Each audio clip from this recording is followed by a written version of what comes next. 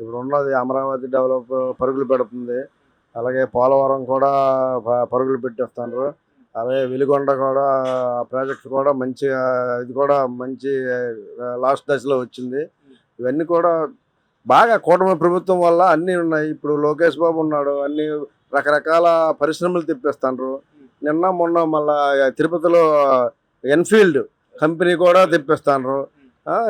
ఇది నక్కపల్లిలో steel plant పెట్టారు. Google పెట్టారు విశాఖపట్నం, ఉత్తరాంధ్ర భోగాపురంలో ఎయిర్పోర్ట్ పెట్టారు. ఇంకా అంతకంటే ఏముంది, అంతకుముందు ఏముంది, ఒక్కటి కూడా కట్టారని కూడా ఒక కిటికీ కూడా పేర్చలేదు.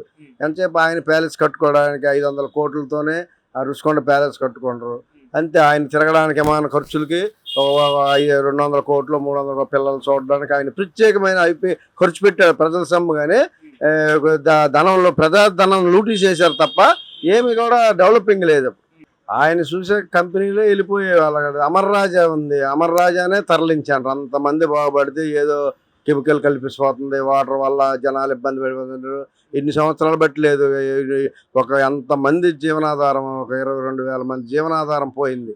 వచ్చిన వాళ్ళందరం కూడా ఏ కంపెనీ వచ్చినా ఇక్కడ ఇది కాదు, అమరావతి కాదు, 3 రాజధానులని ఆ 3 రాజధానుల మాటలు మాట్లాడి ఎక్కడ కూడా ఏది డెవలప్ చేయలేదు.